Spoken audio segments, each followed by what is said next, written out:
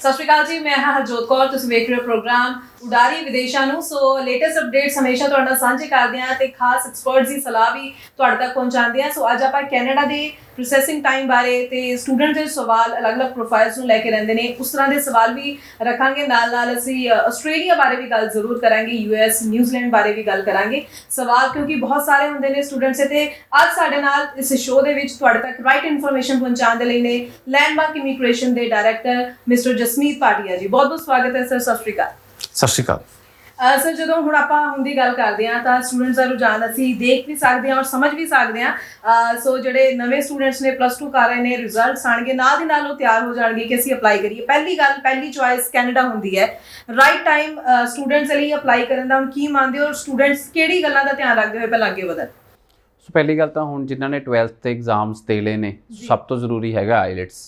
ਔਰ ਕਾਫੀ ਸਾਰੇ ਬੱਚੇ ਇਦਾਂ ਦੇ ਵੀ ਸਾਡੇ ਆਫਿਸ ਵਿਜ਼ਿਟ ਕਰ ਰਹੇ ਨੇ ਜਿਨ੍ਹਾਂ ਨੇ ਆਈਲੈਟਸ ਆਲਰੇਡੀ ਕੀਤੀ ਹੋਈ ਹੈ। ਸੋ ਜਿਨ੍ਹਾਂ ਕੋਲ ਆਈਲੈਟਸ ਆਲਰੇਡੀ ਕੀਤੀ ਹੋਈ ਹੈ, ਉਹਨਾਂ ਕੋਲ ਆਈਲੈਟਸ ਦੇ ਰਿਜ਼ਲਟ ਹੈਗੇ ਔਰ ਉਹ ਕੰਡੀਸ਼ਨਲ ਆਫਰ ਲੈਟਰ ਅਪਲਾਈ ਕਰ ਸਕਦੇ ਆ ਜੇ ਤੁਹਾਡੇ ਕੋਲ ਆਈਲੈਟਸ ਆਲਰੇਡੀ ਹੈਗੀ ਹੈ। ਸੋ ਆਈਲੈਟਸ 'ਚ ਕਿੰਨੇ ਬੈਂਡ ਚਾਹੀਦੇ ਆ? ਸੋ ਮੈਂ ਸਾਰਿਆਂ ਨੂੰ ਸੁਜੈਸਟ ਕਰਾਂਗਾ ਕਿ ਕੈਨੇਡਾ 'ਚ ਤੁਹਾਨੂੰ 6 ਚਾਹੀਦੇ ਹੀ ਚਾਹੀਦੇ ਨੇ।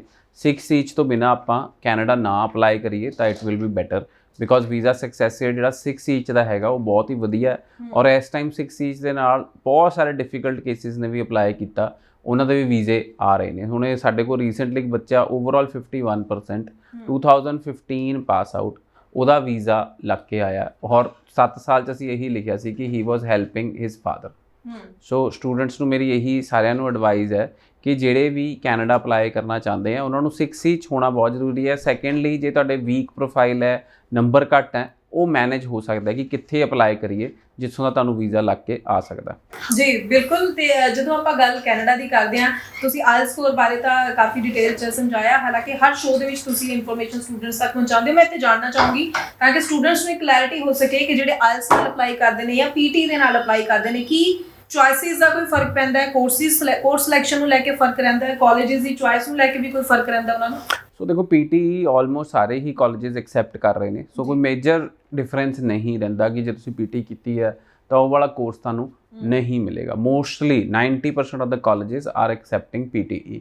ਬਟ PT ਜਿਵੇਂ ਨੋਨ SDS ਕੈਟੇਗਰੀ 'ਚ ਆ ਜਾਂਦੀ ਹੈ ਤਾਂ ਮੈਂ ਸਟੂਡੈਂਟਸ ਨੂੰ ਐਡਵਾਈਜ਼ ਕਰਾਂਗਾ ਕਿ ਫਰਸਟ ਪ੍ਰੈਫਰੈਂਸ ਜਿਹੜੀ ਹੈਗੀ ਹੈ ਉਹ ਆਪਾਂ ਆਈਲੈਟਸ ਨੂੰ ਹੀ ਦਈਏ, ਤਾਂ ਕਿ ਕੀ ਕਹਿੰਦੇ ਆ ਜਿਹੜਾ ਵੀਜ਼ਾ ਸਕਸੈਸ ਰੇਟ ਹੈ, ਜਿਹੜਾ 5% ਦਾ ਵੀ ਡਿਫਰੈਂਸ ਹੈਗਾ ਉਹ ਨਾ ਰਵੇ ਔਰ ਆਈਲੈਟਸ ਕਰਕੇ ਆਪਾਂ ਵੀਜ਼ਾ ਲਈਏ। ਸੋ ਲੈਂਡਮਾਰਕ ਇਮੀਗ੍ਰੇਸ਼ਨ ਨੇ ਇੱਕ ਨਵਾਂ ਉਪਰਾਲਾ ਕੀਤਾ। ਸੋ ਤੁਸੀਂ ਪੂਰੇ ਸਾਲ ਦੀ ਫੀਸ ਜਿਹੜੀ ਆਈਲੈਟਸ ਦੀ ਫੀਸ ਹੈ ਉਹ 10,000 ਰੁਪੀਜ਼ ਲੈਂਡਮਾਰਕ ਇਮੀਗ੍ਰੇਸ਼ਨ ਦੇ ਸੈਂਟਰ 'ਚ ਅਸੀਂ ਚਾਰਜ ਕਰਾਂਗੇ। ਚਾਹੇ ਤੁਸੀਂ ਆਨਲਾਈਨ ਆਈਲੈਟਸ ਕਰਨੀ ਹੈ, ਚਾਹੇ ਤੁਸੀਂ ਸਾਡੇ ਸੈਂਟਰ ਸੈਕਟਰ 17 'ਚ ਜਾਂ ਮੋਹਾਲੀ 'ਚ ਆਈਲੈਟਸ ਕਰਨੀ ਹੈ, ਤਾਂ ਸਾਰੇ ਸਾਲ ਦੀ ਫੀਸ 10,000 ਰੁਪਏ ਹੈ। That's a one time fees. Suppose ਤੁਸੀਂ 2 ਮਹੀਨੇ ਬਾਅਦ ਐਗਜ਼ਾਮ ਦਿੰਦੇ ਹੋ, ਤੁਹਾਡੇ ਨੰਬਰ ਨਹੀਂ ਆਉਂਦੇ ਆ ਔਰ ਤੁਸੀਂ ਰਿਪੀਟ ਦੁਬਾਰਾ ਆਈਲੈਟਸ ਟ੍ਰੇਨਿੰਗ ਕਰਨਾ ਚਾਹੁੰਦੇ ਹੋ ਤਾਂ you can join free of cost. Secondly, ਜਦੋਂ ਤੁਸੀਂ ਵੀਜ਼ਾ ਸਾਡੇ ਕੋਲ ਅਪਲਾਈ ਕਰਦੇ ਹੋ ਤਾਂ ਤੁਹਾਡਾ ਵੀਜ਼ਾ ਜੇ ਕੀ ਕਹਿੰਦੇ ਲੱਗ ਜਾਂਦਾ, ਜਦੋਂ ਤੁਹਾਡਾ ਵੀਜ਼ਾ ਲੱਗ ਕੇ ਆ ਜਾਂਦਾ ਤਾਂ ਉਹ 10,000 ਰੁਪੀਜ਼ ਰਿਫੰਡੇਬਲ ਹੈ। ਸੋ ਆਲਮੋਸਟ ਫ੍ਰੀ ਆਈਲੈਟਸ ਦਾ ਉਪਰਾਲਾ ਹੈਗਾ। ਸੋ ਐਂਡ ਪੂਰੇ ਸਾਲ ਦੀ ਫੀਸ, ਜਿੱਥੇ ਕਈ ਸੈਂਟਰ ਮੈਨੂੰ ਪਤਾ ਕਿ 20,000 ਰੁਪਇਆ ਮਹੀਨੇ ਦਾ ਵੀ ਚਾਰਜ ਕਰ ਰਹੇ ਨੇ, ਸੋ ਅਸੀਂ 10,000 ਰੁਪਇਆ ਪੂਰੇ ਸਾਲ ਦੀ ਫੀਸ ਰੱਖੀ ਹੈ ਤਾਂ ਕਿ ਸਟੂਡੈਂਟਸ ਜੋ ਵੀ ਉਹਨਾਂ ਨੂੰ ਮਟੀਰੀਅਲ ਚਾਹੀਦਾ, ਜੋ ਵੀ ਸਾਡੇ ਕੋਲ ਟੀਚਰਸ ਹੈਗੇ ਆ, ਜਿੰਨੀ ਵੀ ਬੈਸਟ ਕੋਚਿੰਗ ਸਰਵਿਸਿਜ਼ ਅਸੀਂ ਸਟੂਡੈਂਟਸ ਨੂੰ ਦੇਵਾਂਗੇ। ਬਿਕੋਜ਼ ਸਾਡੇ ਜਿਹੜੇ ਰਿਜ਼ਲਟਸ ਹੈਗੇ ਆ ਇਸ ਟਾਈਮ 'ਚ ਤੁਸੀਂ ਦੇਖ ਸਕਦੇ ਹੋ ਕਿ ਬੱਚਿਆਂ ਦੇ 6.5 ਬੈਂਡ ਤੋਂ ਉੱਤੇ ਹੀ ਆ ਰਹੇ ਨੇ, 6 ਵੀ ਨਹੀਂ, 6.5 ਬੈਂਡ ਤੋਂ ਉੱਤੇ ਹੀ ਆ ਰਹੇ ਨੇ। ਸੋ ਤੁਸੀਂ ਆਈਲੈਟਸ ਦੀ ਹੁਣ, ਕਿਉਂਕਿ ਕਾਫੀ ਸਾਰੇ ਬੱਚਿਆਂ ਨੇ ਹੁਣੇ ਪਾਸ ਆਊਟ ਹੋਣਾ ਔਰ ਆਈਲੈਟਸ ਲਈ ਜੁਆਇਨ ਕਰਨਾ, ਸੋ ਮੇਰੀ ਉਹਨਾਂ ਸਾਰਿਆਂ ਨੂੰ ਐਡਵਾਈਜ਼ ਰਹੇਗੀ ਕਿ ਆਈਲੈਟਸ ਦੀ ਕੋਚਿੰਗ, ਸਾਡਾ ਮੋਟਿਵ ਆਈਲੈਟਸ ਕਰਾਉਣਾ ਨਹੀਂ ਹੈਗਾ, ਸਾਡਾ ਮੋਟਿਵ ਹੈਗਾ ਤੁਹਾਨੂੰ ਵੀਜ਼ਾ ਲੈ ਕੇ ਦੇਣਾ। ਸੋ ਨੋਰਮਲੀ ਜਦੋਂ ਆਪਾਂ ਆਈਲੈਟਸ ਸੈਂਟਰ 'ਚ ਜਾਂਦੇ ਹਾਂ ਤਾਂ ਉਹਨਾਂ ਦਾ ਮੋਟਿਵ ਹੁੰਦਾ ਕਿ ਤੁਸੀਂ 20,000 ਰੁਪਇਆ ਮਹੀਨਾ ਦਿਓ ਔਰ ਤੁਸੀਂ ਉਹ 6 ਮਹੀਨੇ ਪੈਸੇ ਦਿਓ। ਸੋ ਇੰਨੇ ਪੈਸੇ ਤਾਂ ਵੀਜ਼ਾ ਲਵਾ ਕੇ ਵੀ ਨਹੀਂ ਮਿਲਣੇ। ਸੋ ਜਿੰਨੇ ਪੈਸੇ ਉਹਨਾਂ ਨੇ 6 ਮਹੀਨੇ ਤੁਹਾਨੂੰ ਆਈਲੈਟਸ ਕੋਚਿੰਗ ਦੇ ਕੇ ਲੈ ਲੈਣੇ ਆ। ਸੋ ਸਟੂਡੈਂਟਸ, ਸੋ ਸਾਡਾ ਜਿਹੜਾ ਮੋਟਿਵ ਹੈ that is different from coaching centre. So ਔਰ ਕੋਚਿੰਗ 'ਚ ਕੋਈ ਕਮੀ ਨਹੀਂ ਹੋਏਗੀ। ਸੋ ਬੈਸਟ ਇਨਫਰਾਸਟਰਕਚਰ ਪ੍ਰੋਵਾਈਡ ਕਰਨ ਦੀ ਕੋਸ਼ਿਸ਼ ਕੀਤੀ ਜਾ ਰਹੀ ਹੈ। ਬੈਸਟ ਟੀਚਰ ਸਾਡੇ ਕੋਲ ਹੈਗੇ ਆ ਆਈਲੈਟਸ ਦੇ, ਜਿਨ੍ਹਾਂ ਨੂੰ ਕਿਹਾ ਗਿਆ ਕਿ ਬੱਚਿਆਂ 'ਤੇ ਪੂਰੀ ਅਟੈਂਸ਼ਨ ਦੇਣੀ ਹੈ ਔਰ ਉਹਨਾਂ ਦੇ ਰਿਜ਼ਲਟਸ ਜਲਦੀ ਔਰ ਵਧੀਆ ਆਉਣੇ ਚਾਹੀਦੇ ਆ। ਸੋ ਅਸੀਂ ਟਾਈਮ ਵੀ ਨਹੀਂ ਵੇਸਟ ਕਰਨਾ ਚਾਹੁੰਦੇ ਕਿ ਬੱਚਾ ਅੱਜ ਨੋਰਮਲੀ ਆਈਲੈਟਸ ਸੈਂਟਰ ਬੱਚਾ ਜਾਂਦਾ, ਉਹ ਕਹਿੰਦੇ ਤੁਸੀਂ 6 ਮਹੀਨੇ ਤੁਹਾਨੂੰ ਪੜ੍ਹਨ ਦੀ ਲੋੜ ਹੈ। ਨੋਰਮਲੀ ਮੈਂ ਬੱਚਿਆਂ ਨੂੰ ਕਹਿੰਦਾ ਕਿ ਜਿਹੜਾ ਬੱਚੇ ਦਾ CBSE ਪਾਸ ਆਊਟ ਹੈ ਉਹ ਮਹੀਨੇ 1.5 ਮਹੀਨੇ 'ਚ ਆਈਲੈਟਸ ਕਰ ਲੈਂਦੇ ਆ ਔਰ ਜਿਹੜੇ ਬੱਚੇ ਪੰਜਾਬ ਬੋਰਡ ਹੈ ਮੈਕਸਿਮਮ 2 ਜਾਂ 2.5 ਮੰਥਸ, ਔਰ ਜਿਨ੍ਹਾਂ ਦੀ ਗ੍ਰਾਮਰ ਵੀਕ ਹੈ ਉਹਨਾਂ ਨੂੰ 3 ਮੰਥਸ। ਇਸ ਤੋਂ ਜ਼ਿਆਦਾ ਕਿਸੇ ਨੂੰ ਟਾਈਮ ਨਹੀਂ ਲੱਗੇਗਾ ਤਾਂ ਹੀ ਕਰਕੇ ਮੈਂ ਜਿਹੜੀ ਫੀਸ ਹੈ ਆਪਣੀ ਉਹ 10,000 ਰੁਪੀਜ਼ ਰੱਖੀ ਹੈ, ਤਾਂ ਕਿ ਜਿਹੜੇ ਬੱਚੇ ਬੈਨੀਫਿਟ ਲੈ ਪਾਉਣ, ਸਾਡੇ ਐਕਸਪੀਰੀਅੰਸ ਦਾ ਬੈਨੀਫਿਟ ਲੈ ਪਾਉਣ, ਸਾਡੇ ਇੰਫਰਾਸਟ੍ਰਕਚਰ ਦਾ ਬੈਨੀਫਿਟ ਲੈ ਪਾਉਣ, ਔਰ ਆਈਲੈਟਸ ਜਿਹੜੀ ਹੈਗੀ ਆ ਉਹ ਜ਼ਰੂਰ ਕਰਨ ਆਉਣ। ਔਰ students, this is a motive to get you visa, not to train you only for IELTS। ਬਿਲਕੁਲ। ਸੋ ਜੇਕਰ ਸਾਡਾ ਪ੍ਰੋਗਰਾਮ ਦੇਖ ਰਹੇ ਕੋਈ ਸਟੂਡੈਂਟਸ ਜਾਂ ਪੇਰੈਂਟਸ ਅਗੋ ਆਇਲਸ ਦੀ ਕੋਚਿੰਗ ਬਾਰੇ ਸਟੂਡੈਂਟਸ ਮਨ ਬਣਾ ਰਹੇ ਨੇ, ਹਲੇ ਮਨ ਇਹ ਨਹੀਂ ਬਣ ਰਿਹਾ ਸੀ ਕਿੱਥੋਂ ਅਸੀਂ ਆਇਲਸ ਦੀ ਕੋਚਿੰਗ ਲਈਏ, ਸੋ ਤੁਸੀਂ ਇਸ ਦੀ ਵਧੇਰੇ ਜਾਣਕਾਰੀ ਲਈ ਨੰਬਰ ਜੋ ਡਿਸਪਲੇ ਉਸ ਉੱਪਰ ਕਾਲ ਵੀ ਕਰ ਸਕਦੇ ਹੋ, ਕਲਾਸਿਸ ਬਾਰੇ ਪੁੱਛ ਸਕਦੇ ਹੋ, ਕਦੋਂ ਤੁਸੀਂ ਐਡਮਿਸ਼ਨ ਲੈ ਸਕਦੇ ਹੋ ਉਹਦੇ ਬਾਰੇ ਵੀ ਪੂਰੀ ਜਾਣਕਾਰੀ ਲੈ ਸਕਦੇ ਹੋ। ਲੈਂਡਮਾਰਕ ਇਮੀਗ੍ਰੇਸ਼ਨ ਵੱਲੋਂ ਜੋ ਹੈ ਸਟੂਡੈਂਟਸ ਨੂੰ ਵਧੀਆ ਸਰਵਿਸਿਜ਼ ਪ੍ਰੋਵਾਈਡ ਕਰਵਾਈਆਂ ਜਾਂਦੀਆਂ, ਸੋ ਤਾਂ ਕਿ ਸਟੂਡੈਂਟ ਸਹੀ ਰਸਤੇ ਤੇ ਚੱਲਦੇ ਹੋਏ ਆਪਣਾ ਸਮਾਂ ਵੀ ਬਚਾਉਣ ਤੇ ਰਾਈਟ ਆਪਸ਼ਨ ਦੇ ਨਾਲ ਆਪਣਾ ਸਟੱਡੀ ਵੀਜ਼ਾ ਹਾਸਲ ਕਰ ਸਕਣ। ਰਿਫਿਊਜ਼ਲ ਵਾਲੇ ਕੇਸਿਸ ਦੀ ਵੀ ਗੱਲ ਜ਼ਰੂਰ ਕਰਨਾ ਚਾਹੂੰਗੀ। ਸੋ ਨਾਲ ਦੇ ਨਾਲ ਮੈਨੂੰ ਵੀ ਦੱਸਿਓ ਕਿ ਮਈ ਇਨਟੇਕ ਲਈ ਕਿੰਨੀ ਹਲੇ ਗੁੰਜਾਇਸ਼ ਹੈ, ਕਦੋਂ ਤੱਕ ਹਲੇ ਅਪਲਾਈ ਕੀਤਾ ਜਾ ਸਕਦਾ ਹੈ? ਸੋ ਫਸਟ ਚੀਜ਼ ਆਪਾਂ ਮਈ ਇਨਟੇਕ ਦੀ ਗੱਲ ਕਰ ਲੈਂਦੇ ਹਾਂ। ਮਈ ਇਨਟੇਕ ਹੁਣ ਆਲਮੋਸਟ ਕਲੋਜ਼ਡ ਹੈ, ਕਿਉਂਕਿ ਅੱਜ 15 ਮਾਰਚ ਹੋ ਚੁੱਕੀ ਹੈ। ਹੁਣ ਬੱਚੇ ਆਫਰ ਲੈਟਰ ਜੇ ਆ ਵੀ ਜਾਂਦੀ ਹੈ ਤਾਂ ਫੀਸ ਲੈਣ ਨੂੰ ਹਰ ਬੱਚੇ ਨੂੰ 4-5 ਦਿਨ ਚਾਹੀਦੇ ਹੈਗੇ ਆ। ਸੋ ਜੇ ਤਾਂ ਤੁਹਾਡੇ ਕੋਲ ਸਾਰਾ ਕੁਝ ਅਰੇਂਜ ਹੈ ਫਿਰ ਵੀ ਮੈਂ ਤੁਹਾਨੂੰ ਸੁਜੈਸਟ ਨਹੀਂ ਕਰਾਂਗਾ, ਕਿਉਂਕਿ 31 ਮਾਰਚ 5 ਅਪ੍ਰੈਲ ਤੱਕ ਸਾਨੂੰ ਫਾਈਲ ਲੌਜ ਕਰਨੀ ਪਏਗੀ। ਸੋ 31 ਮਾਰਚ ਜਾਂ 5 ਅਪ੍ਰੈਲ ਤੱਕ ਸਾਨੂੰ ਫਾਈਲ ਲੌਜ ਕਰਨੀ ਪਏਗੀ। ਸੋ ਮੇਰੀ ਸਾਰੇ ਸਟੂਡੈਂਟਸ ਨੂੰ ਐਡਵਾਈਸ ਰਹੇਗੀ ਕਿ ਆਪਾਂ ਮਈ ਇਨਟੇਕ ਤੇ ਹੁਣ ਨਾ ਅਪਲਾਈ ਕਰੀਏ। ਇਸ ਤੋਂ ਇਲਾਵਾ ਸਾਡਾ ਹੁਣ ਜੁਲਾਈ ਇਨਟੇਕ ਹੈਗਾ, ਲਸਾਲ ਕਾਲਜ 'ਚ ਜੁਲਾਈ ਇਨਟੇਕ ਹੈਗਾ, ਯੂਨੀਵਰਸਿਟੀ ਕੈਨੇਡਾ ਵੈਸਟ 'ਚ ਜੁਲਾਈ ਇਨਟੇਕ ਹੈਗਾ। ਔਰ ਇਸ ਤੋਂ ਇਲਾਵਾ ਜੇ ਗੱਲ ਕਰੀਏ ਤਾਂ ਕੈਂਬਰੀਅਨ ਕਾਲਜ ਦੇ ਰੋਲਿੰਗ ਇਨਟੇਕਸ ਹੈ, ਹਰ 2-2 ਮਹੀਨੇ ਬਾਅਦ ਉਹਨਾਂ ਦੇ ਇਨਟੇਕ ਹੈ। ਕੈਂਬਰੀਅਨ ਕਾਲਜ ਸਰਕਾਰੀ ਕਾਲਜ ਹੈ ਔਰ ਉਹਨਾਂ ਦੇ ਜਿਹੜੇ ਪੋਸਟ ਗ੍ਰੈਜੂਏਟ ਕੋਰਸਿਸ ਹੈਗੇ ਆ ਉਹ ਹਰ 2-2 ਮਹੀਨੇ ਬਾਅਦ ਚੱਲਦੇ ਆ। ਸੋ ਤੁਸੀਂ ਕੈਂਬਰੀਅਨ ਕਾਲਜ 'ਚ ਵੀ ਅਪਲਾਈ ਕਰ ਸਕਦੇ ਹੋ। ਸੋ ਸਟੂਡੈਂਟਸ, ਜੁਲਾਈ 'ਚ ਵੀ ਕੁਝ ਆਪਸ਼ਨਸ ਹੈਗੀਆਂ। ਉਸ ਤੋਂ ਬਾਅਦ ਜਿਹੜਾ ਸਭ ਤੋਂ ਵੱਡਾ ਇਨਟੇਕ ਹੁੰਦਾ that is September 23 intake। So September 23 intake is the biggest intake। ਉਹਦੀਆਂ 50% ਤੋਂ ਵੱਧ ਸੀਟਾਂ ਹੁਣ ਖਤਮ ਹੋ ਚੁੱਕੀਆਂ। ਹੁਣ ਲਈ ਵੀ ਕਾਫੀ ਸਾਰੇ ਕਾਲਜਸ ਖੁੱਲ੍ਹੇ ਹੈਗੇ ਆ। ਸਟੂਡੈਂਟ ਜਲਦ ਤੋਂ ਜਲਦ ਅਪਲਾਈ ਕਰਨ ਲਈ ਤੁਸੀਂ ਸਾਡੇ ਨੀਅਰੈਸਟ ਆਫਿਸ ਵਿਜ਼ਿਟ ਕਰ ਸਕਦੇ ਹੋ। ਜੇ ਕੋਈ ਰਿਫਿਊਜ਼ਲ ਆਈ ਹੈ ਤਾਂ ਕੋਈ ਟੈਨਸ਼ਨ ਲੈਣ ਦੀ ਲੋੜ ਨਹੀਂ। ਅੱਜ ਮੈਂ ਬੱਚੇ ਨਾਲ ਗੱਲ ਕੀਤੀ, ਬੱਚਾ ਅਹਿਮਦਾਬਾਦ ਤੋਂ ਸੀ ਐਂਡ ਉੱਥੋਂ ਦੀ ਕਿਸੇ ਕੰਪਨੀ ਤੋਂ ਉਹਨੇ ਅਪਲਾਈ ਕੀਤਾ। ਫਸਟ ਟਾਈਮ ਰਿਫਿਊਜ਼ਲ ਆਈ, ਬੜਾ ਹੀ ਡਿਸਅਪੁਆਇੰਟ ਹੋ ਗਿਆ ਬੱਚਾ, ਕਿ ਉਹ ਕਹਿੰਦਾ ਕਿ ਮੈਨੂੰ ਕੈਨੇਡਾ ਨੇ ਵੀਜ਼ਾ ਦੇਣਾ ਹੀ ਨਹੀਂ ਔਰ ਮੈਂ ਹੁਣ ਕੈਨੇਡਾ ਅਪਲਾਈ ਨਹੀਂ ਕਰਨਾ। ਸੋ ਜੇ ਰਿਫਿਊਜ਼ਲ ਆ ਜਾਂਦੀ ਹੈ ਤਾਂ ਆਪਾਂ ਇਮੋਸ਼ਨਲ ਨਾ ਹੋਈਏ ਜਾਂ ਇਸ ਚੀਜ਼ ਨੂੰ ਦਿਲ 'ਤੇ ਨਾ ਲਈਏ, ਕੋਈ ਸਟ੍ਰੈਸ ਨਾ ਲਈਏ। ਹੁਣ ਕਹਿੰਦਾ ਮੈਂ ਕੈਨੇਡਾ ਜਾਣਾ ਹੀ ਨਹੀਂ, ਮੈਨੂੰ ਤੁਸੀਂ UK ਭੇਜ ਦਿਓ, ਤੁਸੀਂ ਮੈਨੂੰ ਜਰਮਨੀ ਭੇਜ ਦਿਓ। ਸੋ ਸਟੂਡੈਂਟ, ਹੁਣ UK ਜਾਂ ਜਰਮਨੀ ਜਾ ਕੇ ਸਾਨੂੰ PR ਕਿੱਦਾਂ ਮਿਲਣੀ ਹੈ? ਸੋ ਜੇ ਤੁਸੀਂ ਕੈਨੇਡਾ ਲਈ 7 ਬੈਂਡ ਆ ਬੱਚੇ ਦੇ, ਜੇ ਫਸਟ ਟਾਈਮ ਰਿਫਿਊਜ਼ਲ ਆ ਗਈ 7 ਬੈਂਡ ਤੇ ਕੋਈ ਪ੍ਰੋਬਲਮ ਨਹੀਂ ਹੈਗੀ। ਬੀਟੈਕ ਹੈਗੇ ਔਰ ਯੂਨੀਵਰਸਿਟੀ 'ਚ ਅਪਲਾਈ ਕਰਾਂਗੇ ਔਰ ਵੀਜ਼ਾ ਲੈ ਲਾਂਗੇ, 90% ਵੀਜ਼ਾ ਲੈ ਲਾਂਗੇ। ਤੁਸੀਂ ਦੇਖ ਸਕਦੇ ਹੋ ਮੇਰੇ ਕੋਲ ਇਸ ਟਾਈਮ ਮਲਟੀਪਲ ਰਿਫਿਊਜ਼ਲਸ, ਮਤਲਬ ਤੁਸੀਂ ਮਤਲਬ ਕਿ ਐਸੇ ਕੇਸ, ਵੀਕ ਕੇਸ ਜਿਨ੍ਹਾਂ ਨੇ ਕਦੀ ਸੋਚਿਆ ਵੀ ਨਹੀਂ ਸੀ ਕਿ ਹੁਣ ਸਾਡਾ ਕੈਨੇਡਾ ਦਾ ਵੀਜ਼ਾ ਆ ਸਕਦਾ, ਇੱਦਾਂ ਦੇ ਸਾਰੇ ਕੇਸਿਸ ਤੇ ਵੀਜ਼ਾਜ਼ ਆਏ ਨੇ। ਹੁਣ ਇੱਕ 6 ਰਿਫਿਊਜ਼ਲ ਸੀ ਬੱਚੇ ਦੀਆਂ। 4 ਵਾਰੀ ਉਹਨੇ ਕਿਸੇ ਪ੍ਰਾਈਵੇਟ ਕਾਲਜ 'ਚ ਅਪਲਾਈ ਕੀਤਾ, ਮਿਸੀਸਾਗਾ 'ਚ, ਮੈਂ ਨਾਮ ਨਹੀਂ ਲਾਂਗਾ ਕਾਲਜ 'ਚ। 2 ਵਾਰੀ ਫਿਰ ਉਹਨੇ ਕਿਸੇ ਵੈਂਕੂਵਰ ਦੇ ਪ੍ਰਾਈਵੇਟ ਕਾਲਜ 'ਚ ਅਪਲਾਈ ਕੀਤਾ। 7th ਟਾਈਮ ਉਹਨੇ ਲੈਂਡਮਾਰਕ ਇਮੀਗ੍ਰੇਸ਼ਨ ਤੋਂ ਸਰਕਾਰੀ ਕਾਲਜ 'ਚ ਅਪਲਾਈ ਕੀਤਾ ਤਾਂ ਉਹਦਾ ਵੀਜ਼ਾ ਆ ਗਿਆ। ਸੋ 6 ਵਾਰੀ ਬੱਚੇ ਨੇ ਪ੍ਰਾਈਵੇਟ ਕਾਲਜ 'ਚ ਅਪਲਾਈ ਕਰਕੇ ਦੇਖ ਲਿਆ ਔਰ ਉਹਨੂੰ ਰਿਫਿਊਜ਼ਲ ਹੀ ਹੱਥ ਆਈ, ਔਰ ਜਦੋਂ ਉਹਨੇ ਲੈਂਡਮਾਰਕ ਇਮੀਗ੍ਰੇਸ਼ਨ ਕੋਲ ਅਪਲਾਈ ਕੀਤਾ ਤਾਂ ਉਹਦਾ ਵੀਜ਼ਾ ਆ ਗਿਆ। ਸੋ ਇਹਦੇ 'ਚ ਇਹ ਹੈ ਕਿ ਤੁਸੀਂ ਚਾਹੇ 10 ਵਾਰੀ ਗਲਤ ਤਰੀਕੇ ਆਪਣੀ ਫਾਈਲ ਲਾ ਲਓ ਤਾਂ ਵੀਜ਼ਾ ਨਹੀਂ ਮਿਲਣਾ।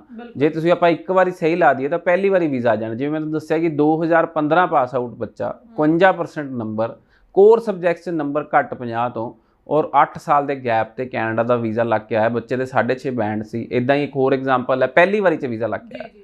ਸੋ ਰਿਫਿਊਜ਼ਲ ਨਹੀਂ ਆਈ ਉਹਦੀ, ਕੋਈ ਪਹਿਲਾਂ ਰਿਫਿਊਜ਼ਲ ਵੀ ਨਹੀਂ ਸੀ, ਪਹਿਲੀ ਵਾਰੀ 'ਚ ਵੀਜ਼ਾ ਲੱਗ ਕੇ ਆਇਆ ਬਿਕੋਜ਼ ਉਹ ਲੈਂਡਮਾਰਕ ਇਮੀਗ੍ਰੇਸ਼ਨ ਕੋਲ ਆਇਆ ਔਰ ਉਹਦਾ ਵੀਜ਼ਾ ਆ ਗਿਆ। ਇੱਕ ਹੋਰ ਐਗਜ਼ਾਮਪਲ ਹੈ 58%, 17 ਪਾਸ ਆਊਟ ਬੱਚਾ, 6.5 ਬੈਂਡ ਸੀ, ਪਹਿਲੀ ਵਾਰੀ 'ਚ ਵੀਜ਼ਾ ਆ ਗਿਆ।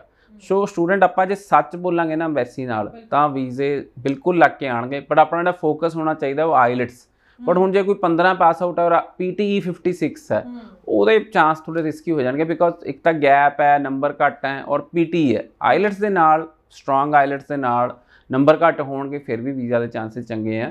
ਬਟ ਦੇਖੋ ਕਿਸਮਤ ਜੇ ਬੁਲੰਦ ਹੋਏਗੀ ਤਾਂ PTE ਤੋਂ ਵੀ ਵੀਜ਼ਾ ਆ ਸਕਦਾ ਬਿਕੋਜ਼ ਅਸੀਂ ਕੋਈ ਅਸੈਸਮੈਂਟ, ਅਸੀਂ ਇਹ ਦੇਖ ਸਕਦੇ ਹਾਂ ਕਿ ਕੈਨੇਡਾ ਬਹੁਤ ਜ਼ਿਆਦਾ ਫਲੈਕਸੀਬਲ ਹੈ।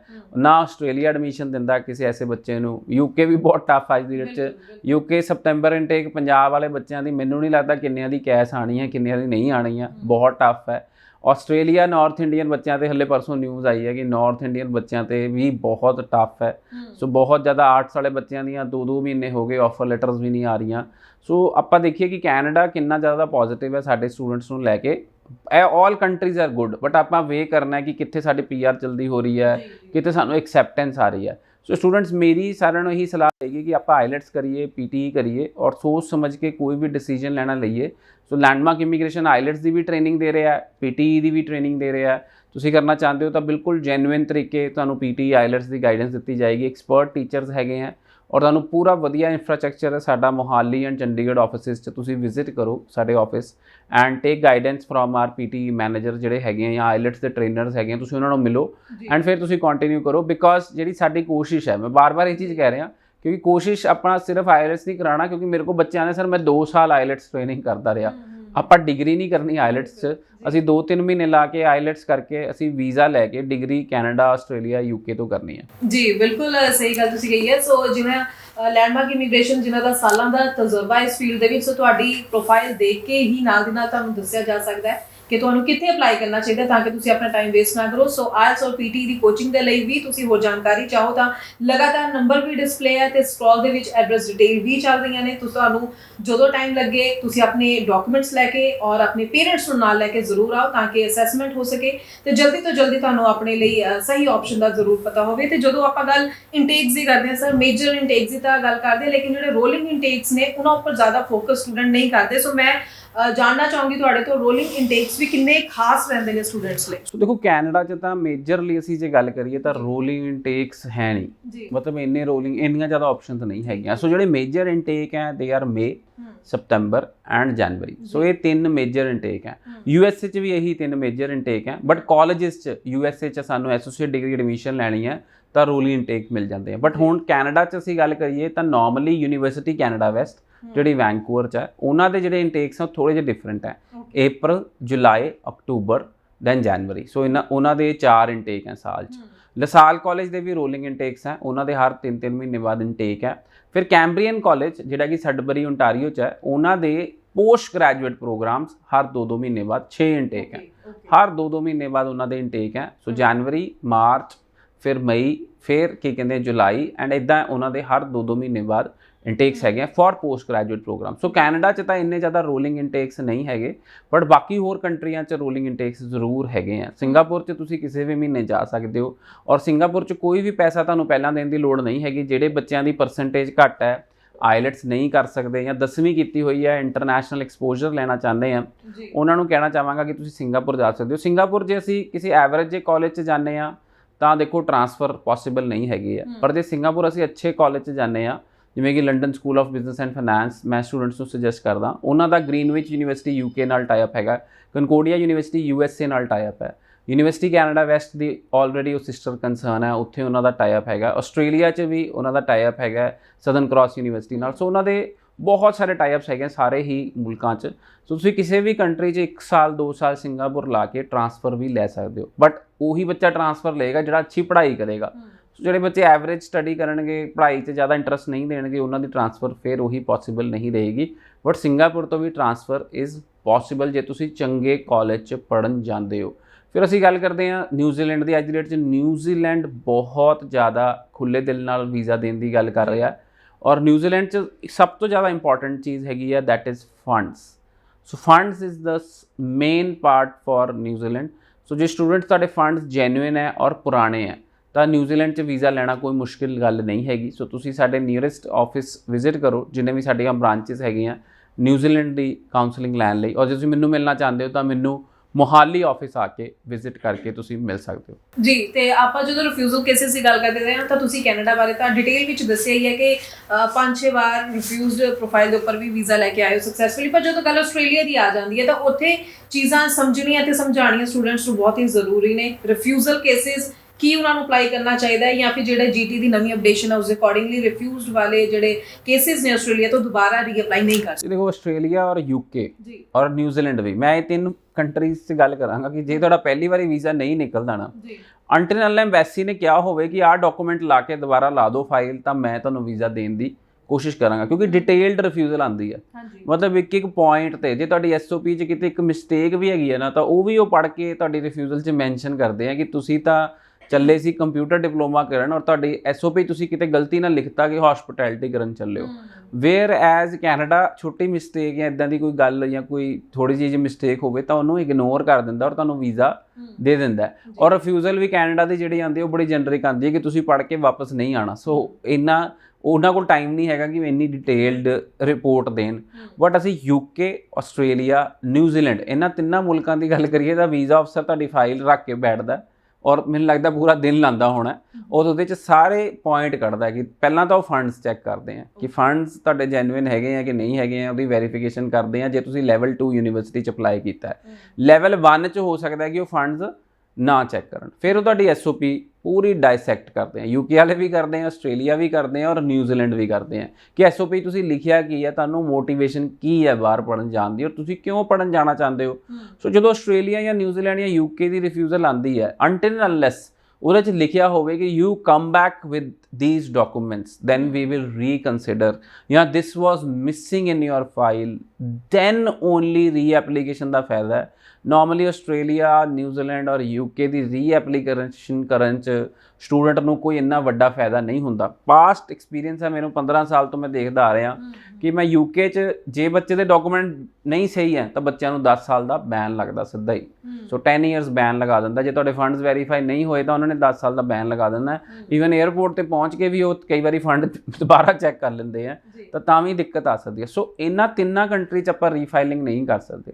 Wear as Canada and USA, ਜੇ ਅਸੀਂ ਕੈਨੇਡਾ ਤੇ ਯੂਐਸਏ ਦੀ ਗੱਲ ਕਰੀਏ ਤਾਂ ਆਪਾਂ ਬਾਰ-ਬਾਰ ਰੀਅਪਲਾਈ ਕਰ ਸਕਦੇ ਹਾਂ। ਯੂਐਸਏ 'ਚ ਹੁਣ ਆਪਾਂ ਇੰਟਰਵਿਊ ਦੇਣ ਗਏ, ਸਾਡੇ ਤੋਂ ਨਹੀਂ ਸਵਾਲ ਦਾ ਜਵਾਬ ਦਿੱਤਾ ਗਿਆ ਤਾਂ ਆਪਾਂ ਰੀਅਪਲਾਈ ਕਰ ਸਕਦੇ ਹਾਂ। ਬਟ ਇੱਥੇ ਸਕੋਪ ਬਹੁਤ ਘੱਟ ਹੈਗਾ ਆਸਟ੍ਰੇਲੀਆ, ਯੂਕੇ ਐਂਡ ਨਿਊਜ਼ੀਲੈਂਡ 'ਚ, ਅੰਟਿਲ ਅਨਲੈਸ ਉਹਦੇ 'ਚ ਕੋਈ ਇੱਦਾਂ ਦੀ ਚੀਜ਼ ਲਿਖੀ ਹੋਵੇ ਜਿਹੜੀ ਆਪਾਂ ਰੀਅਪਲਾਈ ਕਰਕੇ ਜੱਜ ਕਰ ਸਕਦੇ ਹਾਂ। ਨੋਰਮਲੀ ਨਿਊਜ਼ੀਲੈਂਡ, ਆਸਟ੍ਰੇਲੀਆ 'ਚ ਆਪਣੇ ਕੋਲ ਵੀਜ਼ਾ ਆਫਿਸਰ ਦਾ ਵੀ ਈਮੇਲ ਆਈਡੀ ਹੁੰਦਾ ਜਦੋਂ ਸਾਡੀ ਰਿਫਿਊਜ਼ਲ ਆਉਂਦੀ ਹੈ। ਤਾਂ ਆਪਾਂ ਜੇ ਕੋਈ ਐਸਾ ਡਾਕੂਮੈਂਟ ਤਾਂ ਆਪਾਂ ਜਸਟੀਫਿਕੇਸ਼ਨ ਦੇ ਸਕਦੇ ਹਾਂ ਕਿ ਤੁਸੀਂ ਇਹ ਚੀਜ਼ ਨਹੀਂ ਕੀਤੀ। ਔਰ ਨਿਊਜ਼ੀਲੈਂਡ 'ਚ ਰਿਵਰਟ ਮੇਰੇ ਕੁਝ ਡਿਸੀਜਨਸ, ਪੁਰਾਣੀ ਗੱਲ ਕਰ ਰਹੇ ਹਾਂ 2016-17 ਦੀ, ਕਿਉਂਕਿ ਉਸ ਟਾਈਮ ਨਿਊਜ਼ੀਲੈਂਡ 'ਚ ਕੁਝ ਸਾਡੇ ਡਿਸੀਜਨ ਸਹੀ ਵੀ ਹੋਏ। ਜਿਵੇਂ ਰਿਫਿਊਜ਼ਲ ਆ ਗਈ ਬਟ ਉਹਨੇ ਕੁਝ ਐਕਸਪਲੇਨੇਸ਼ਨ ਦਿੱਤੀ ਸੀ, ਜਦੋਂ ਅਸੀਂ ਫੜ ਕੇ ਉਹਨੂੰ ਦੁਬਾਰਾ ਮੇਲ ਕੀਤੀ ਵੀਜ਼ਾ ਆਫਿਸਰ ਨੂੰ ਕਿ ਜਿਹੜੀ ਤੁਹਾਡੀ ਐਕਸਪਲੇਨੇਸ਼ਨ ਹੈ ਉਹ ਫਾਈਲ ਦੇ ਨਾਲ ਨਹੀਂ ਮਿਸਮੈਚ ਕਰਦੀ ਹੈ, ਤਾਂ ਡਿਸੀਜਨ ਸਾਡੇ ਚੇਂਜ ਵੀ ਔਰ ਬੱਚੇ ਨੂੰ ਵੀਜ਼ਾ ਮਿਲ ਗਿਆ। ਸੋ ਉੱਥੇ ਰੀਅਪਲਾਈ ਦਾ ਕੋਈ ਸਿਸਟਮ ਨਹੀਂ ਬਣਦਾ। ਬਿਲਕੁਲ ਬਿਲਕੁਲ। ਸੋ ਇਹ ਸਵਾਲ ਲਗਾਤਾਰ ਸਾਡੇ ਕੋਲ ਬਹੁਤ ਜ਼ਿਆਦਾ ਸੀ ਕਿ ਸਾਡੀ ਇੱਕ ਵਾਰੀ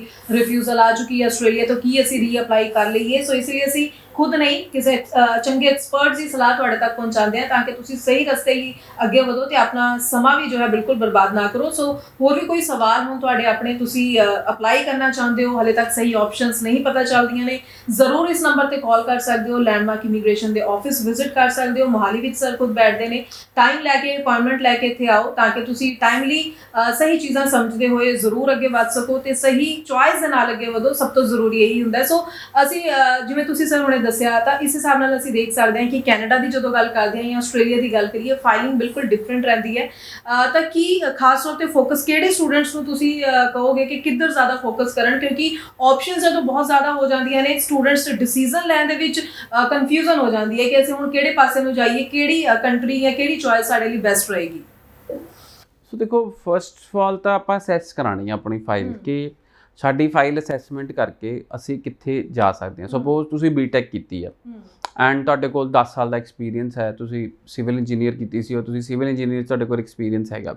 ਹੁਣ ਤੁਸੀਂ ਸੋਚਦੇ ਹੋ ਕਿ you need to go abroad and get some extra education and you need to settle your family, ਜਾਂ ਤੁਸੀਂ ਮੈਰਿਡ ਹੋ, ਤੁਹਾਨੂੰ ਲੱਗਦਾ ਕਿ ਹੁਣ I need to give better education to my kids, health system, because ਦੇਖੋ ਆਪਾਂ ਕਿਉਂ ਜਾਂਦੇ ਹਾਂ ਬਾਹਰ ਕਿ ਇੱਕ ਤਾਂ better education for our kids, ਬਿਲਕੁਲ।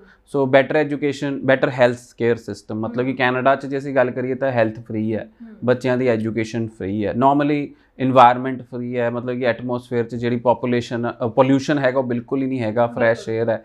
ਸੋ ਨੋਰਮਲੀ ਕੱਲ੍ਹ ਇੱਕ ਮੈਨੂੰ ਬੱਚਾ ਮਿਲਿਆ, ਕਹਿੰਦਾ ਸਰ ਮੈਨੂੰ ਅਪਾਇੰਟਮੈਂਟ ਲੈਣੀ ਪਈ ਤਾਂ ਮੈਨੂੰ ਕੀ ਕਹਿੰਦੇ ਆ ਬੜਾ ਟਾਈਮ ਲੱਗ ਗਿਆ, ਮੈਨੂੰ 3 ਹਫ਼ਤੇ ਬਾਅਦ ਦੀ ਅਪਾਇੰਟਮੈਂਟ ਮਿਲੀ ਡਾਕਟਰ ਦੀ ਕੈਨੇਡਾ 'ਚ।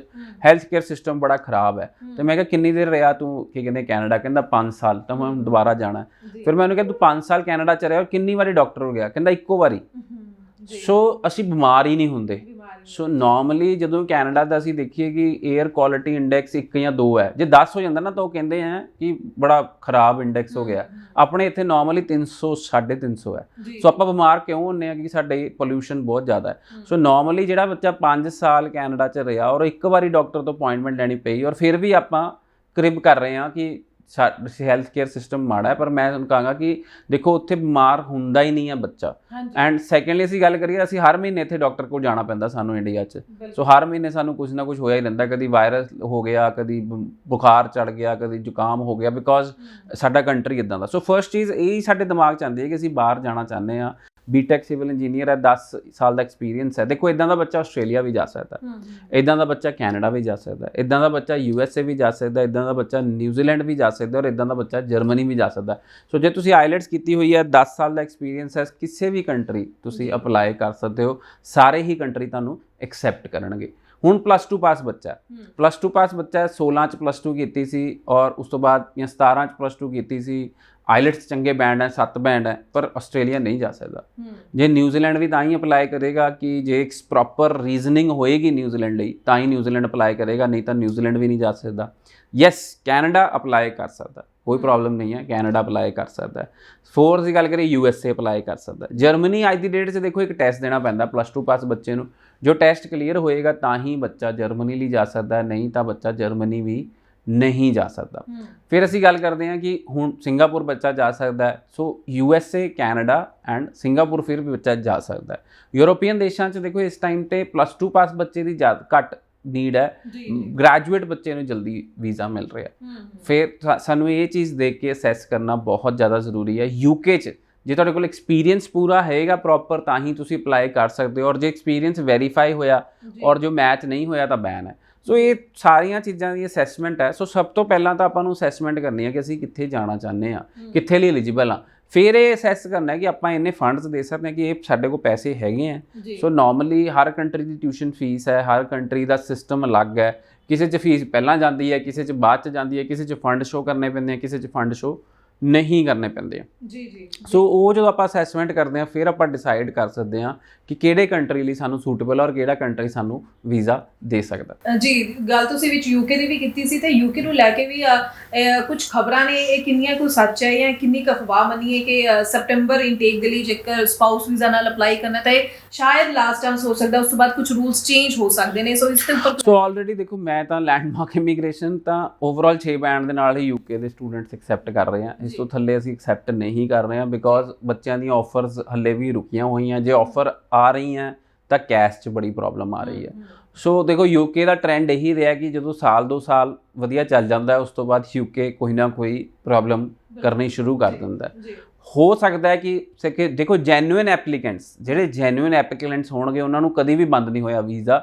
ਜਦ UK ਜਦੋਂ ਲੋ ਵੀ ਸੀ ਨਾ ਉਦੋਂ ਵੀ ਜੈਨੂਇਨ ਬੱਚਾ ਜਾਈ ਜਾਂਦਾ ਸੀ।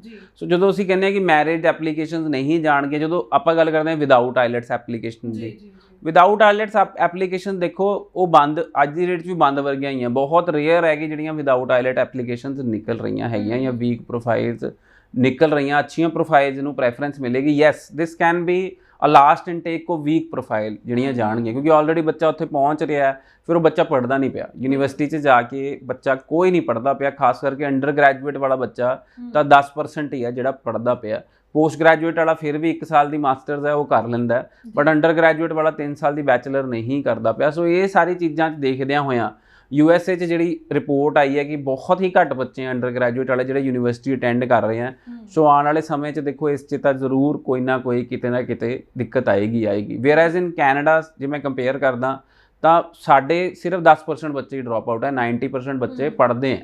ਸੋ ਜੇ ਪੜ੍ਹਦੇ ਆ ਤਾਂ 16 ਮਹੀਨੇ ਪੜ੍ਹਾਈ ਕਰਕੇ ਆਪਾਂ ਸੈਟਲ ਵਧੀਆ ਹੋ ਸਕਦੇ ਹਾਂ, ਤਾਂ ਜ਼ਰੂਰ ਕੈਨੇਡਾ 'ਚ ਪੜ੍ਹਾਈ ਕਰਦੇ ਹਾਂ। ਆਸਟ੍ਰੇਲੀਆ 'ਚ ਵੀ ਗੱਲ ਕਰੀਏ ਤਾਂ ਪਹਿਲਾ ਇਨਟੇਕ ਲਗਾਉਣਾ ਕੰਪਲਸਰੀ ਹੈ। ਜੇ ਪਹਿਲਾ ਇਨਟੇਕ ਨਹੀਂ ਲਾਉਂਦੇ ਤਾਂ ਬੱਚਾ ਵਾਪਸ ਭੇਜ ਦੇਣਗੇ, ਬਟ ਸ਼ਾਇਦ ਉਹ ਇਹ ਵੀ ਕੰਸੀਡਰ ਕਰ ਰਹੇ ਆਸਟ੍ਰੇਲੀਆ ਲਈ ਕਿ 2 ਇਨਟੇਕ ਆਪਾਂ ਕੰਪਲਸਰੀ ਕਰੀਏ। ਨਾਰਮਲੀ ਪਹਿਲਾ ਇਨਟੇਕ ਲਾ ਕੇ ਬੱਚੇ ਆਪਣੀ ਯੂਨੀਵਰਸਿਟੀ ਛੱਡ ਦਿੰਦੇ ਆ। ਸੋ ਇਹ ਸਾਰੀਆਂ ਚੀਜ਼ਾਂ ਸਾਨੂੰ ਪਤਾ ਹੀ ਹੈ। ਸਾਨੂੰ ਇਹ ਵੀ ਚੀਜ਼ ਸਾਰੇ ਸਟੂਡੈਂਟਸ ਨੂੰ ਜਾਂ ਪੇਰੈਂਟਸ ਨੂੰ ਪਤਾ ਹੁੰਦੀ ਹੈ ਕਿ ਕਿਹੜੇ ਕੰਟਰੀ 'ਚ ਈਜ਼ੀ PR ਹੈ, ਕਿਹੜੇ ਕੰਟਰੀ 'ਚ ਈਜ਼ੀ PR ਨਹੀਂ ਹੈਗੀ ਹੈ। ਤਾਂ ਬਿਲਕੁਲ ਹੋ ਸਕਦਾ ਹੈ ਕਿ UK ਆਉਣ ਵਾਲੇ ਸਮੇਂ 'ਚ ਦੇਖੋ ਕੁਆਲਿਟੀ ਐਪਲੀਕੇਸ਼ਨਸ ਹੀ ਲਏਗਾ, ਉਹੀ ਬੱਚੇ ਲਏਗਾ ਜਿਹੜੇ ਪੜ੍ਹਨਗੇ ਉੱਥੇ ਆ ਕੇ। ਨਾਰਮਲੀ ਇੱਦਾਂ ਦੇ ਬੱਚੇ ਕਿਸੇ ਨੂੰ ਵੀ ਪਸੰਦ ਨਹੀਂ ਕਿ ਜਿਹੜੇ ਉੱਥੋਂ ਦੇ ਆ ਕੇ ਰੂਲਸ ਐਂਡ ਰੈਗੂਲੇਸ਼ਨਸ ਫੋਲੋ ਨਹੀਂ ਕਰਦੇ। ਬਿਲਕੁਲ ਬਿਲਕੁਲ ਸਹੀ ਤੁਸੀਂ ਗੱਲ ਕਹੀ ਹੈ ਤੇ ਤੁਸੀਂ ਵੀ ਸਾਰੇ ਹੀ ਨਾ ਸਾਰੀ ਇਨਫੋਰਮੇਸ਼ਨ ਔਰ ਜਾਣਕਾਰੀ ਦਾ ਵੱਧ ਤੋਂ ਵੱਧ ਫਾਇਦਾ ਜ਼ਰੂਰ ਲਿਆ ਕਰੋ। ਇਸੇ ਮਕਸਦ ਦੇ ਨਾਲ ਅਸੀਂ ਆਪਣਾ ਇੱਕ ਖਾਸ ਸ਼ੋਅ ਲੈ ਕੇ ਆਉਂਦੇ ਹਾਂ। ਸਟੂਡੈਂਟਸ ਦੇ ਵੀ ਢੇਰ ਸਾਰੇ ਸਵਾਲ ਸਾਡੇ ਤੱਕ ਤਾਂ ਲਗਾਤਾਰ ਪਹੁੰਚਦੇ ਹੀ ਰਹਿੰਦੇ ਨੇ, ਪਰ ਅਸੀਂ ਇੱਕ ਮਾਹਿਰ ਸਲਾਹ ਹੀ ਤੁਹਾਡੇ ਤੱਕ ਪਹੁੰਚਾਉਣਾ ਸਹੀ ਸਮਝਦੇ ਹਾਂ। ਤੇ ਅੱਗੋਂ ਜੇ ਮੈਂ ਗੱਲ ਕਰਾਂ, ਆਪਾਂ ਇੱਕ ਵਾਰ ਫਿਰ ਤੋਂ ਕੈਨੇਡਾ ਦੀ ਹੀ ਗੱਲ ਕਰ ਲੈਂਦੇ ਹਾਂ। ਬਹੁਤ ਹੀ ਲੀਨੀਅੰਟ, ਬਹੁਤ ਹੀ ਫਲੈਕਸੀਬਲ ਨਜ਼ਰ ਆ ਰਿਹਾ। ਪਹਿਲਾਂ ਜਦ ਰਿਫਿਊਜ਼ਲ ਰੇਟ ਬਹੁਤ ਜ਼ਿਆਦਾ ਵਧੀਆ ਸੀ ਤਾਂ ਅੱਜ ਦੇ ਟਾਈਮ ਵਿੱਚ ਪ੍ਰੋਸੈਸਿੰਗ ਟਾਈਮ ਬੜਾ ਹੀ ਫਾਸਟ ਚੱਲ ਰਿਹਾ ਹੈ। ਤੇ ਇਸ ਸਮੇਂ ਸਟੂਡੈਂਟਸ ਦੀ ਜ਼ਿਆਦਾ ਰੁਝਾਨ ਟ੍ਰੈਂਡ ਅਗਰ ਆਪਾਂ ਦੇਖੀਏ ਅਪਲਾਈ ਕਰਨ ਨੂੰ ਲੈ ਕੇ ਕਿੱਥੇ ਹੈ ਤੇ ਕਿਸ ਤਰ੍ਹਾਂ ਦੇ ਰਿਜ਼ਲਟਸ ਹੁਣ ਆਪਾਂ ਆਉਣ ਵਾਲੇ ਸਮੇਂ ਵਿੱਚ ਵੀ ਕੈਨੇਡਾ ਵਿੱਚ ਉਮੀਦ ਕਰ ਸਕਦੇ ਹਾਂ? ਸੋ ਦੇਖੋ, ਕੈਨੇਡਾ ਸਟੇਬਲ ਕੰਟਰੀ ਹੈ। ਪਿਛਲੇ ਜੇ ਅਸੀਂ ਗੱਲ ਕਰੀਏ ਤਾਂ 10 ਸਾਲਾਂ ਤੋਂ ਤਾਂ ਬਹੁਤ ਹੀ ਸਟੇਬਲ ਹੈ। 2013 ਤੋਂ ਸਟੇਬਲੀ ਇਨਕਰੀਜ਼ ਕਰਦਾ ਆ ਰਿਹਾ ਔਰ 2013-14 ਦੀ ਗੱਲ ਕਰਾਂ ਤਾਂ ਕੈਨੇਡਾ 'ਚ ਵੀ 10-15 ਹਜ਼ਾਰ ਬੱਚਾ ਹੀ ਜਾ ਰਿਹਾ ਸੀ।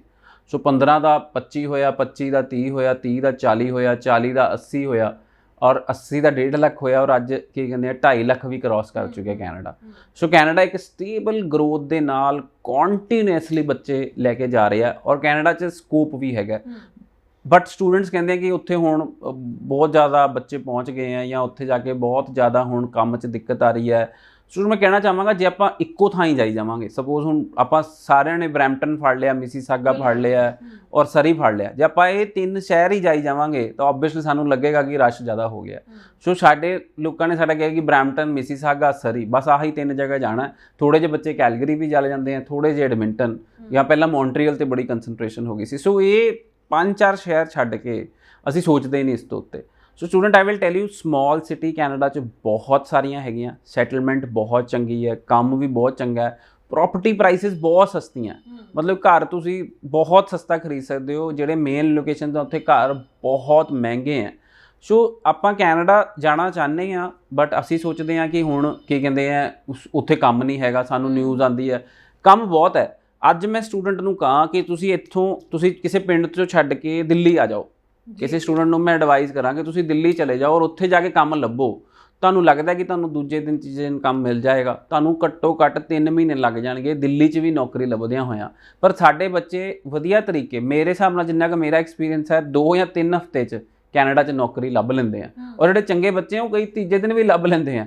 ਉਹ ਡਿਪੈਂਡ ਕਰਦਾ ਲੋਕੇਸ਼ਨ 'ਤੇ। ਹੁਣ ਲੋਕੇਸ਼ਨ ਇੱਦਾਂ ਦੀ, ਇੱਕ ਨਾਰਥ ਆਈਲੈਂਡ ਕਾਲਜ ਹੈ, ਕੋਮੌਕਸ ਵੈਲੀ 'ਚ ਉਹ ਕਾਲਜ ਹੈ ਐਂਡ ਜਿੰਨੇ ਵੀ ਮੈਂ ਬੱਚੇ ਉੱਥੇ ਭੇਜਦਾ ਉੱਥੇ ਇੰਨੀ ਜ਼ਿਆਦਾ ਰਿਕੁਆਇਰਮੈਂਟ ਹੈਗੀ ਹੈ ਬੱਚਿਆਂ ਦੀ। ਵੈਂਕੂਵਰ ਆਈਲੈਂਡ 'ਤੇ ਕਾਲਜ ਹੈ ਬ੍ਰਿਟਿਸ਼ ਕੋਲੰਬੀਆ 'ਚ, PR ਵੀ ਸੌਖੀ ਹੋਏਗੀ ਐਂਡ ਉੱਥੇ ਬੱਚੇ, ਜਿਹੜਾ ਵੀ ਮੇਰਾ ਬੱਚਾ ਜਾਂਦਾ ਤੀਜੇ ਜਾਂ ਚੌਥੇ ਦਿਨ ਸਰ ਮੈਨੂੰ ਥੈਂਕ ਯੂ ਦਾ ਮੈਸੇਜ ਭੇਜਦਾ ਕਿ ਸਰ ਮੇਰੀ $18 ਦੀ ਨੌਕਰੀ ਲੱਗ ਗਈ ਪਰ ਆਵਰ।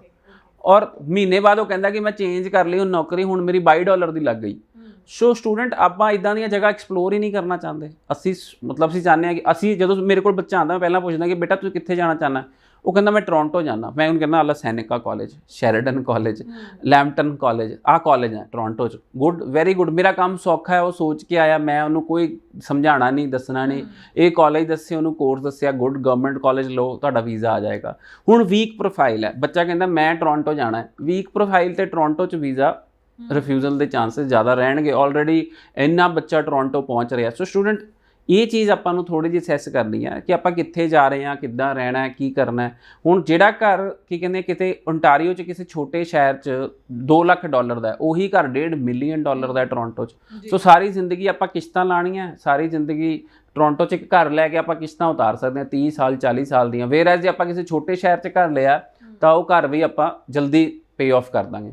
ਜੀ ਬਿਲਕੁਲ। ਸੋ ਇਹਨਾਂ ਗੱਲਾਂ ਦਾ ਹੀ ਧਿਆਨ ਰੱਖਦੇ ਹੋਏ ਤੁਸੀਂ ਅੱਗੇ ਵਧਣਾ ਹੈ ਤੇ ਇਸੇ ਲਈ ਅਸੀਂ ਅੱਜ ਖਾਸ ਤੌਰ ਤੇ ਲੈਂਡਮਾਰਕ ਇਮੀਗ੍ਰੇਸ਼ਨ ਤੋਂ ਜਸਮੀਤ ਭਾਟੀਆ ਸਰ ਕੋਲ ਆਏ ਸੀ ਤਾਂ ਕਿ ਤੁਹਾਡੇ ਤੱਕ ਸਹੀ ਇਨਫੋਰਮੇਸ਼ਨ ਅਸੀਂ ਪਹੁੰਚਾਈਏ, ਤਾਂ ਕਿ ਸਟੂਡੈਂਟ ਦੇ ਬਹੁਤ ਸਾਰੇ ਸਵਾਲ ਹੋਣੇ ਵੀ ਚਾਹੀਦੇ ਨੇ। ਕਿਉਂਕਿ ਅਗਰ ਤੁਸੀਂ ਆਪਣਾ ਦੇਸ਼ ਛੱਡ ਕੇ ਕਿਸੇ ਹੋਰ ਦੇਸ਼ ਜਾ ਕੇ ਸੈਟਲ ਹੋਣਾ, ਪੜ੍ਹਾਈ ਕਰਨੀ, ਕੰਮ ਕਰਨਾ ਹੈ ਤਾਂ ਉਸ ਲਈ ਤੁਹਾਨੂੰ ਸਾਰੀ ਚੀਜ਼ਾਂ ਦਾ ਪਤਾ ਹੋਣਾ ਵੀ ਬਹੁਤ ਹੀ ਜ਼ਰੂਰੀ ਹੈ। ਸੋ ਬਹੁਤ ਥੈਂਕਸ ਸਰ ਕਿ ਤੁਸੀਂ ਅੱਜ ਸਾਰੀ ਹੀ ਕੰਟਰੀਜ਼ ਬਾਰੇ ਵੀ ਅਪਡੇਟ ਵੀ ਦਿੱਤਾ, ਕੋਈ ਬਹੁਤ ਸਾਰੀਆਂ ਖਾਸ ਗੱਲਾਂ ਆਪਣੇ ਐਕਸਪੀਰੀਅੰਸ ਦੇ ਨਾਲ ਜੋ ਹੈ ਸਟੂਡੈਂਟਸ ਦੇ ਨਾਲ ਸ਼ੇਅਰ ਕੀਤੀਆਂ ਨੇ। ਜਾਂਦੇ ਕੋਈ ਮੈਸੇਜ ਦੇਣਾ ਚਾਹੋਗੇ ਸਟੂਡੈਂਟਸ ਨੂੰ?